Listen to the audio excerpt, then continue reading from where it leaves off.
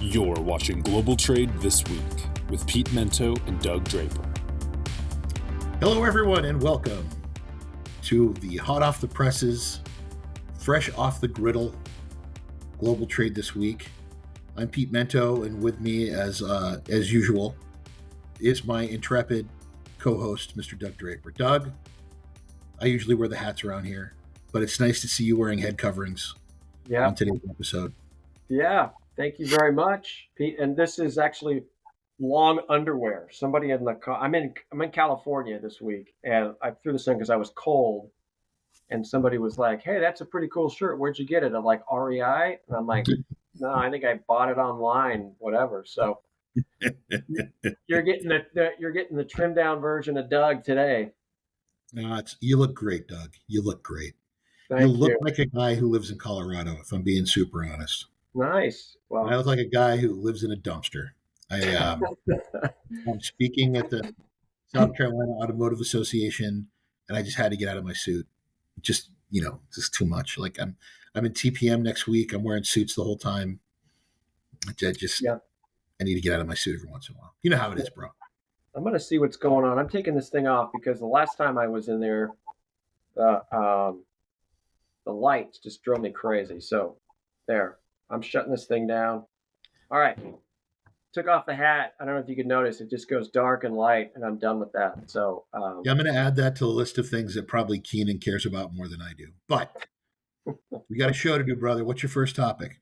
We do. Well, this is hot. This crazy as this one sounds, Pete. This is hot off the presses of the White House, right? And we'll just leave it at that. Every day is left and right, and we've spoken about this, and I may have a different take on this than you may expect, right? But breaking news out of the White House in the last couple of, I could say hours, but this is a couple of days, is that executive order to privatize the USPS, kind of take it over, shake it up.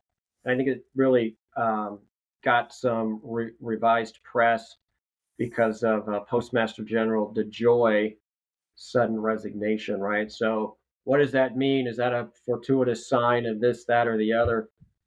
And so it's getting some more press.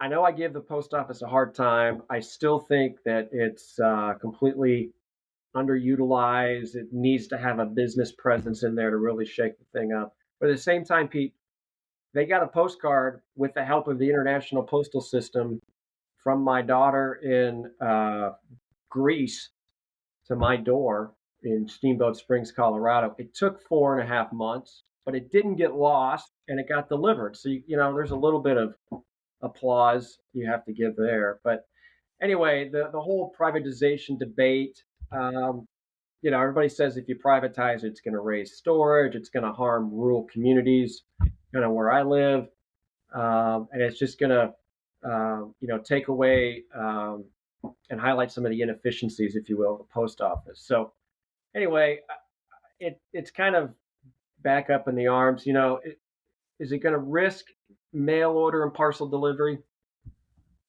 My take's probably not, right? Like the economy will take care of itself, right? In some form or fashion, parcels will get delivered. And maybe the junk mail would have some impacts. I know there's like book rates and all these subsidized rates that you have for different services. But Pete, how many times do you just get the mail and you're like trash, and just throw it in recycling? Literally don't even look at it. That's probably 70 to 80% of my mail. I get businesses or generate revenue from that. So, that's kind of challenging. But on a positive, there really could be operational efficiencies, which is exactly what the DOJ is out there to look for. And, I think they need to move forward with some of the recommendations that have been on the table that just get stalled. Now, there's a whole bunch of regulation that you can't just do an executive order and blow up all the things that have been created and how the post office is tied to different entities. Excuse me, Pete. But anyway, it's back in the news, and it may disappear and nothing happens with it 24 to 48 hours from now. But it just hit the headlines. DeJoy just resigned. It's going to draw some interest. I don't know if you have any thoughts or take on it. I would welcome your opinion. First of all, Doug, Why must you always deride my beloved postal service? You didn't listen to what I said. It was not all bad and disparaging. Most of it, however, was the overwhelming majority of your comments were truly negative. I don't like the idea of privatizing the post office, and the main reason for that is that it puts too much power into the hands of very wealthy people, and it begins to take away what the post office does a great job of, which is moving things inexpensively for people who don't have the money to use other services. So that bothers me. If they were to do it, I think the only intelligent way would be a consortium of companies that were managed by a government board oversight. So to say, because if you put up for sale, you know who's going to buy it. It's going to be Amazon. It's going to be TikTok, Instagram. It's going to be all these fast fashion companies who will then use their weight and their pull to say, this is how we're going to deal with the de minimis issue. And good for them, right? If I were Amazon, I'd buy every single post office in America and I keep inventory in the bigger ones, knowing when to move it. But it also means that now you have a private company saying that we're going to deny service. And I don't like that idea. As much as I'm a real hater of big government, there are things that I think are necessary. It's very unlibertarian of me to say that, but I think that this could create a denial of service to people. I think it would, because they're private now, they got to turn a profit, shareholder value. I think it would also mean ridiculous rate increases. For what, 32 cents right now? For what? I could say for a stamp, right? No, dude. It's like for a forever stamp. I don't even know, to be honest with you. I was about to give you a hard time. It's not 32 cents. I mean, that was like 1980, 88. Well, I have 4 sheets of 20. When those go out, I'll worry about it again. And I think I Yeah. bought like 29 cents. But the point I'm trying to make here, Doug, is you're going to put us in a position where a very small group of people will determine how simple mail is moved back and forth. As much as many people don't use it, many people do. So I don't like that idea. What's a forever stamp now, Doug? 73 cents. You knew I was looking it up.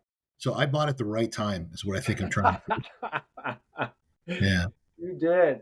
And here's the problem with that, Pete. If you bought it the right time with 32 cents or whatever, that was like 29. decades ago, which It may was. validate the point that, Yeah. they've I bought it solely to send my ex-wife her alimony and child support. yeah. Other than that, everything's electronic. Yeah. Yeah. But I am a big fan. Last comment on this. I am a big fan, and I've underscored this to my kids as they're entering as they start to go into adulting. I make a point once a week. It may not seem like that much. Once a week, I handwrite a note to somebody, right? Mostly business related, not asking for something, not committing to something, just to say hello, appreciate it, whatever it is, right? And they'll read it, and they'll read it for 15 seconds, and it's find its way in the trash, right?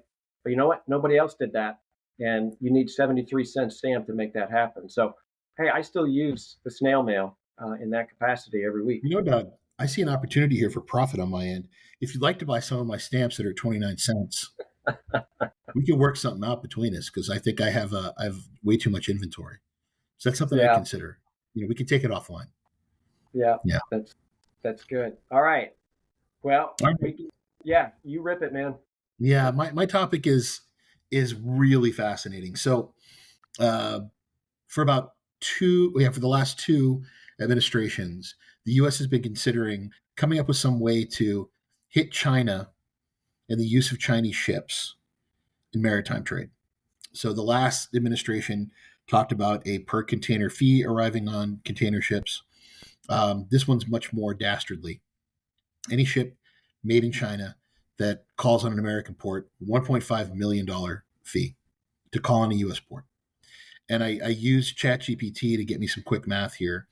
It's a little over $20 billion, and it comes out to about an additional $1,200 per TEU. So in a world where everything is already expensive enough, right? Do you think that that's not going to get passed on in shipping costs? It's just creating inflation. You want to stop Chinese ships from coming here, create a quota. Say that only a certain percentage of shipping that comes to America can be made in China. Don't create an additional tax. That's simply going to end up in the hands of the consumer.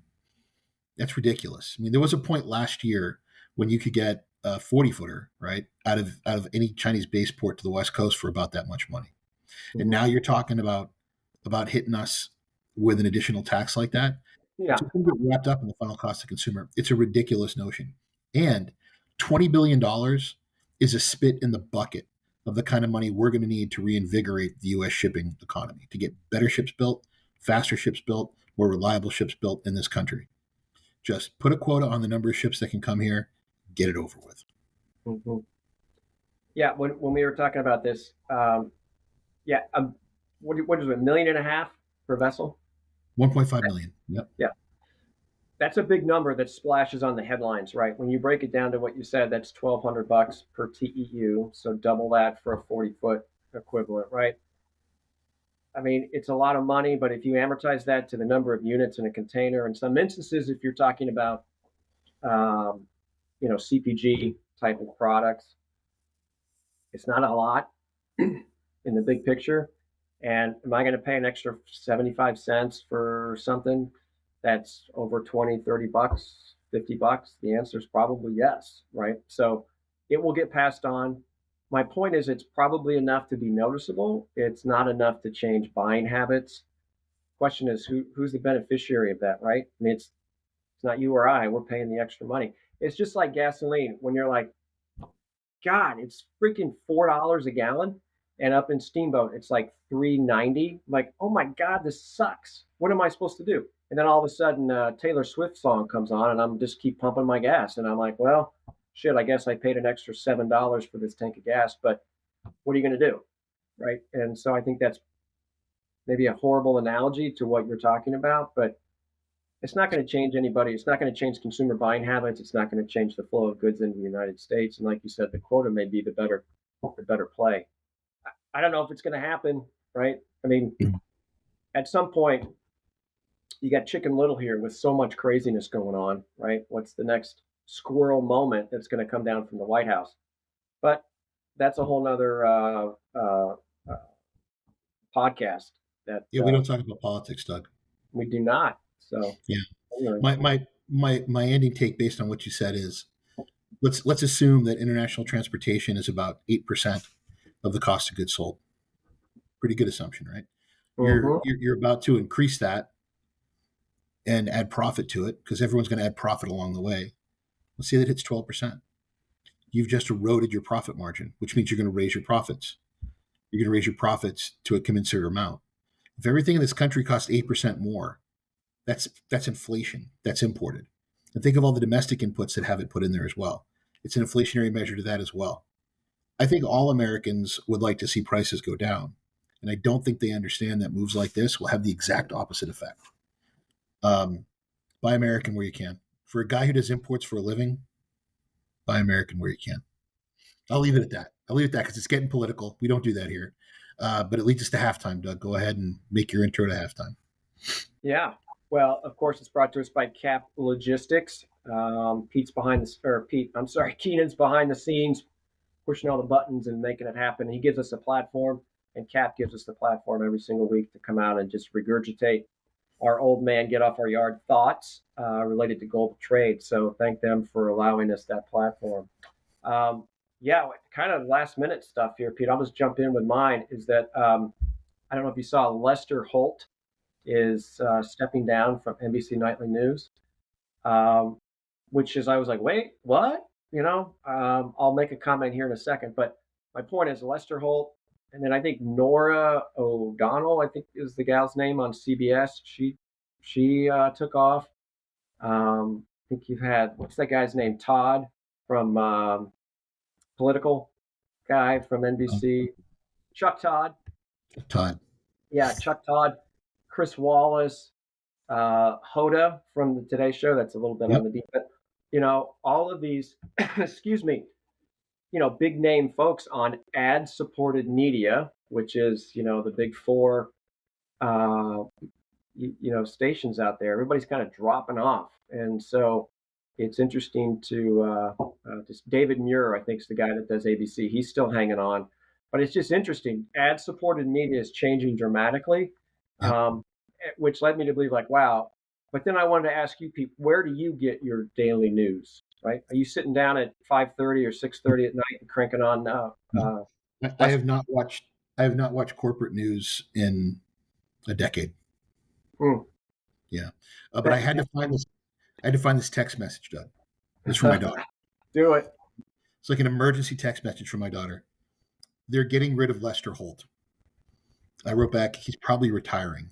She said, how dare he not work till he dies? We can't lose another anchor man. What happened to men like Walter Cronkite? And I said, you may love the new one. And she said, never. I'll never love his replacement. My daughter, I can remember her being a little kid, like teeny tiny 2-year-old, saying, it's time for the NBC Nightly News with Lester Holt, Daddy. Like that has been a Wow. face that has been a fate. Her and her mother, even now, her mother never misses that particular program. And there's silence in the house when it's played. And the two of them still watch it, whenever possible. And when Brian Williams left, hey, this was a problem for my daughter because Lester Holt was only on the weekends. So this was like a real issue for my darling daughter. Yeah. For me, I get my news from so many podcasts and so many websites and so many things on why am I blanking? It's the service where you like Matt Taibbi and I'm sure Keenan wishes he could jump in here and tell me, but I've links to independent journalists and I read their stuff. I want more in depth. I don't want a 2-minute soundbite, right? I want to consume as much data as I can, and that's where I get it from. The one exception, I live in Virginia now, but most days I watch a 20-minute condensed local news report from Manchester, New Hampshire on WMUR. Shout out to WMUR, just because I want to keep track of what's happening in the town that I grew up in. That's about it. I think you're absolutely right, man. I think that media, look at us. We're a couple of idiots. Once a week, we spend like 40 minutes, and I have thousands of people tell me that they love this show. Thousands, right? We're just a couple of people that have some opinion and insight, and people found us because they want that insight because of what they do for a living. And I don't care if you work in international trade, if you're a truck driver, if you're a farmer, there's very specific media that's out there for those types of people. We don't get paid a dime for this. We do it for the love of the game, right? And a lot of people are in that same position. We're not all like Big Joey Rogan, right? Big, he's like 5'6". We're not out there, making hundreds of millions of dollars doing this. It's a beautiful time to be alive. Last thing I'll say about it: when I was at Harvard, they had Hunter Thompson from was it Owl Creek there in Colorado? Dr. Hunter Thompson. Oak Creek, that might be it. Maybe no, he was outside of Aspen. I can't. He's outside of Aspen. Was called like Owl Creek Farm, I think. Man, anyway, we're just pathetic today. Somebody listen to the show, add a comment into the post, and tell us. I used to have a Hunter Thompson tattoo. That's how much I love this man. But he came and he spoke to Harvard in 1997, and he said that the internet is going to do a lot of beautiful things and a lot of horrible things. But one thing it's going to allow us to do is that every citizen is going to be a journalist, each and every one of us. As we see things happen, we're going to be able to report on it, and people will decide who the more credible, more trustful source is. And I think that's where we're at, nearly 30 years later. Yeah. Yeah. Did you look it up? Of course you looked it up. What was it? Yeah. I tell you what, when you see my eyes going down, Woody Creek, Colorado. There you go. Owl Farm, Woody Creek, Colorado. Yeah. Yeah, exactly. There is an Oak Creek just south of Steamboat, so that's what popped into my head. If you ever want a good time, there's an article he did, I think for Vanity Fair, where they went through how he prepared for a day to write. It's like 4-cup Chivas Regal, smoke a joint. Like it's basically him just being really irresponsible with substances. And then finally at like 11 o'clock, he sits down to write. But what a fascinating man he was. Yeah. Anyway, my topic, a little bit different. They announced, if you saw, I think it was last week, right? That plane landed upside down in Toronto. Yes. Yeah. And I think everyone got out. There were some injuries, but everyone got out. And this week they announced that they were offering $30,000 to the victims of that particular incident. And I got to tell you, Doug, if I'm ever in a plane and it goes upside down and I don't die, I'm going to own Delta. I never fly Delta. I fly American. I'm going to own American Airlines. Okay. It's going to be an incredible expression. All I do for a living is fly. And if I'm afraid to fly, I don't know if I can work. And if I can't work, you're going to have to come up with my ridiculous salary and bonus to make up for that for decades and decades to come. And I'll be living in Mykonos or in Sardinia, and you can come visit anytime, Doug. Come by and see me anytime. But I will punch out $30,000. You can't even buy a Tesla for that. Zip it. Real money. So I hope that these people all have a very bloodthirsty attorney that they're speaking to, because that just seems like an insulting kind of a number. Had not heard of that at all. Let me back up. I heard of that situation in Toronto without question. It was all over the news. I didn't hear anything about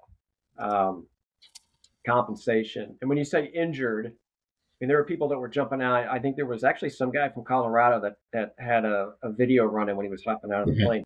So was it anybody? Told him to turn off this video. Yeah, whatever. What are they going to do?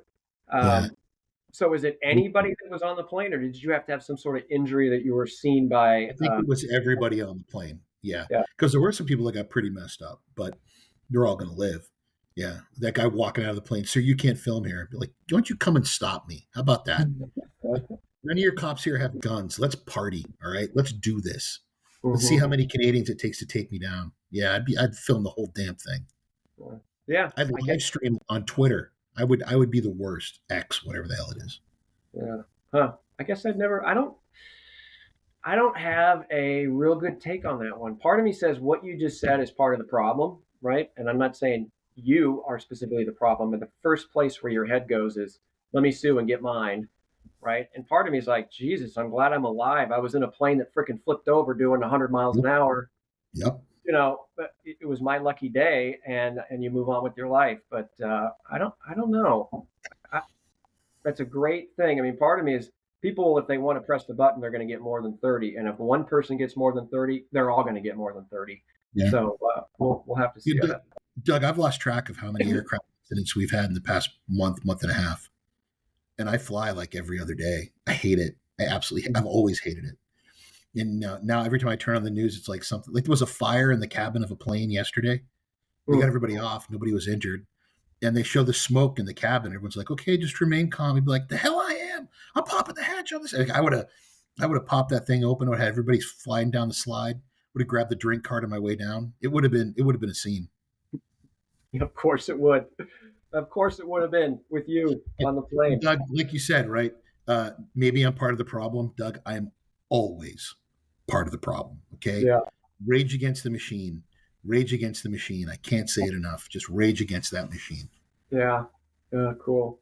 Well, I just brought one topic to the table, so I'm done. But if you got a second one, let's chime in. Yeah, man, I got a second one for this week. And right. I don't know if you can tell from the camera on my beautiful Lenovo ThinkPad. I really do like this one, by the way. It's 2 years old. I beat on my keyboard. It's taking it like a champ. Shout out to my employer for buying me a really good laptop. I look tired, right? I have bags under my eyes. I'm averaging 4 to 5 hours of sleep a night, if I'm lucky. I'm not taking the best care of myself because I'm earning every penny of my mediocre salary right now because I'm on the phone every morning, 4 a.m., 5 a.m., talking to people in Asia, talking to people in Europe, speaking at everything, right? And here's why I'm going crazy, Doug, because the information that we get out of the government is so, one, incomplete, and two, lacking in forethought. The overwhelming number of conversations I had one yesterday with a wonderful, wonderful person, a good friend of mine, where she brought up a number of punctuation issues in a couple of the executive orders and Federal Register notices that are just creating ambiguity on what the rules are supposed to be. And I had another one this morning about how we seem to just come up with a new rule, say we're going to implement it, and then a government agency like Customs says, whoa, whoa, whoa, whoa, whoa. Nobody bothered to ask us if we could do this. First of all, if we can do it, how much of a wrench it's going to throw in our world. And lastly, the impact on the trade. A great example of that, man, every one of these new tariffs is a new line item entry on a Customs House invoice, a Customs House brokerage, right? So many people will negotiate the first 3 to 5 lines for free. We're going way past that. And now you're paying money on these additional lines. The customs operating system can only do 999 lines before you have to create a new addendum to the entry, which costs money. And we're pushing so much information into customs. They're drinking out of a data fire hose right now, and they can't keep up. And I'll say this much for Customs House brokers. We're finding a way to make it work. but it's at a great detriment to both efficiency and compliance and to our clients' needs. It's this idea of ready, shoot, aim that the government seems to be doing. It has to stop. They've got to bring the trade in to talk about how this is going to impact them. And at the very least, they should discuss things in depth with customs to get guidance before they decide to make these changes. Enough is enough, man. Enough is enough. Yeah. Sometimes on the sales front, I've said this before, ask for forgiveness, not permission. Yeah. I'm not saying that's what's transpiring here, but I don't know how you can comment on that without getting political on this, Pete. But everything that we talk about on global trade is connected to decisions made at the White House related, because we are in the United States and everything that it's crazy.